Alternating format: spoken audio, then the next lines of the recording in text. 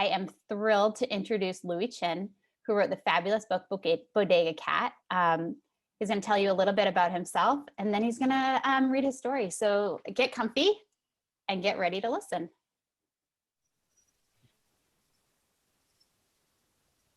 Hi, everyone. My name is Louie, and I'm the author and illustrator of Bodega Cat.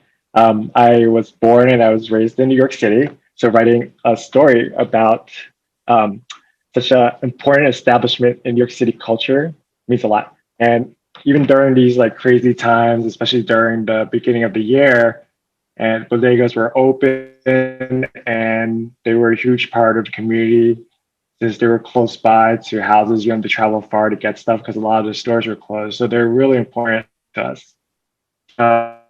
Reading the book, and I'm not going to read from the physical book, but we'll try to do something a little special. We'll see.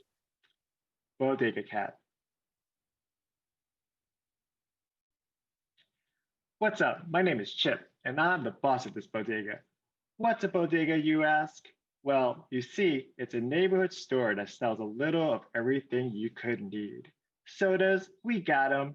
Candies, cookies, and chips, check, check, and check. Cereal, yep. Soap, toothbrushes, tortillas, pens, aluminum foil, got those. Mints, garlobo, achiote, salt, cinnamon, and so much more. Bodega is a Spanish word for grocery store. Here in America, bodegas used to just be found in Hispanic neighborhoods, but now you can find them all over. We are open all day and night, so you won't need to go far to get something anytime you want. But we're not just your average shop. Oh no, there's way more to it than that. Being a boss of a bodega is hard work. Early in the morning, we get deliveries. It's a good thing I have my friends and family to help me out. Poppy unloads the truck and brings the boxes inside.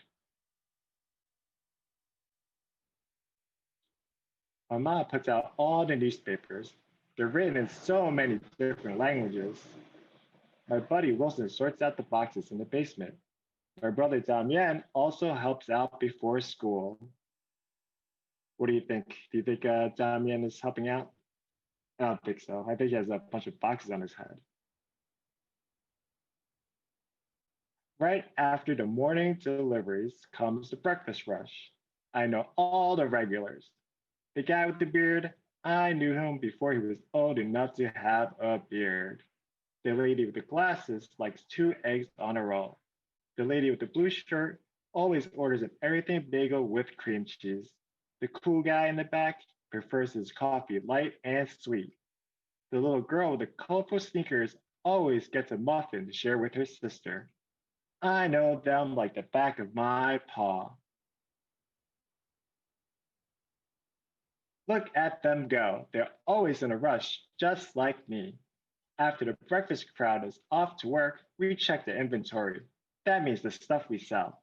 We count everything to see what we need to order so that the store stays fully stocked. Not to brag, but my nickname is the calculator. I can count lightning fast. There are 10 bottles of laundry detergent. Or is it nine?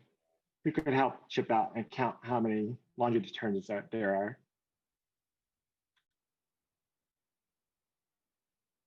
I'm also great at customer service.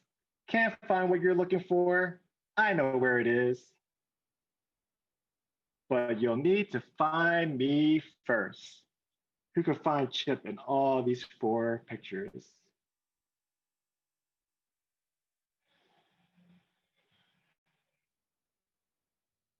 I love working the register. You just press any of these buttons, smile, and people give you money. It is that easy. As you can see, there's a lot that needs to be done around here. You can see how much money that can of soda is.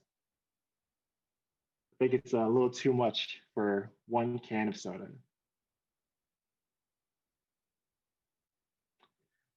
Don't get me wrong, I like to take a well-deserved break sometimes. Let me show you the best place to nap in a bodega. A case of soda cans is too hard. Ouch, my back. Bread is soft, but too lumpy. An empty box always does the trick, and potato chip bags make for a nice pillow. Lunchtime also draws a large crowd. Everyone loves the food here. Papi learned how to cook our specialties from his family in the Dominican Republic, but not everyone can come to the bodega to pick up their orders. Don't worry, we deliver. Sometimes I go out on deliveries. You know, cats make great navigators. Well, at least I do. I love going on these bike rides. I get to see so much more of the neighborhood. There are people playing soccer at the park. I can smell all the yummy food coming from all the different restaurants. The saltfish from that place is delicious. Damian likes the snow cones from the Piragua cart on the corner. Does this street look something like the neighborhood you live in?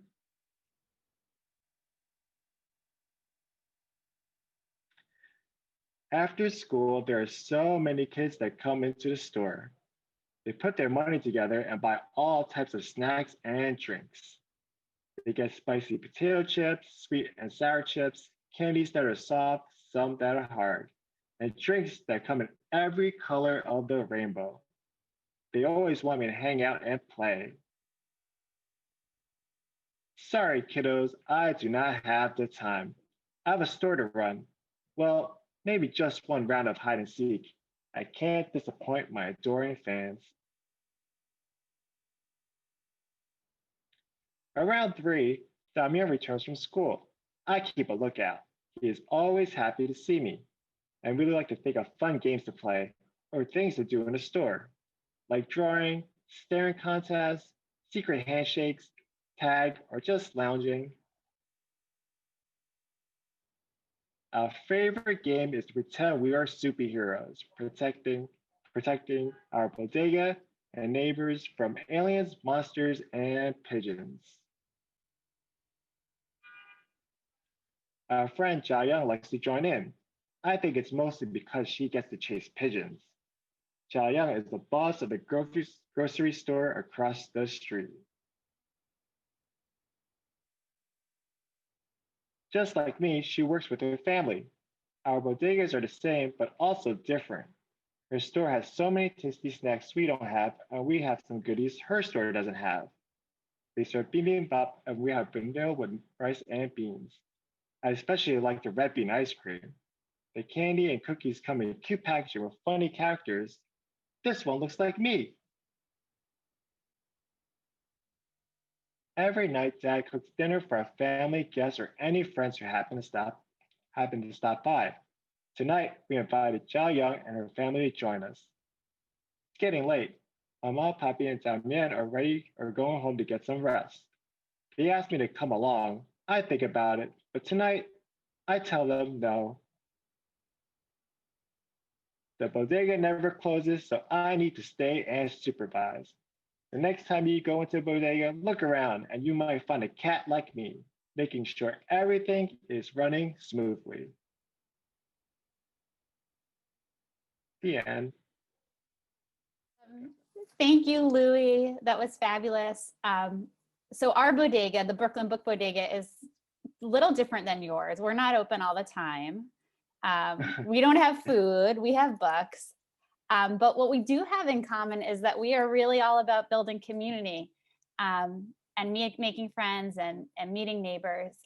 And we are so happy that you read to us today. For those of you listening at home, take a minute to share something that you noticed in Louie's book, or maybe a thought or a feeling you had while you read that book. Yeah, definitely. I wanted to definitely share what the New York City experience and the book that I wanted to show, just like the community I lived in and growing up in, and trying to showcase all the beauty that's in New York, just from the little bodega store, That's or at right. least through the cat's eyes. Yeah, I love it. And I think that's, you look closely wherever you are, and you don't have to, like, New York has lots of culture and lots of things to go to, but it's really those small things too. Yeah. Like the bodega on the corner. where you can find community and people. Did you have a special bodega that you went to as a kid or that you go to now? Well, I used to go to bodegas all the time when I was, well, not when I was really little, but once I started going to school by myself, like around middle school, just you'll pass by the same stores on your way to school, and you just go there after school with your friends. And I guess candy was a lot cheaper back then. And a couple of quarters you could get you like M&Ms or something.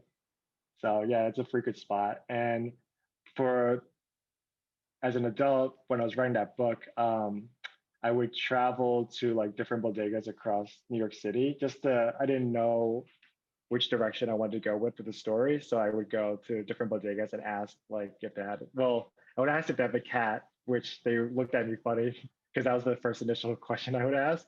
But yeah, sometimes they'll have funny stories to share, and I'll try to like see if I can fit that in the story itself. But a lot of them were really helpful. One of them thought I was doing a scavenger hunt or something, so that was pretty funny. That's great.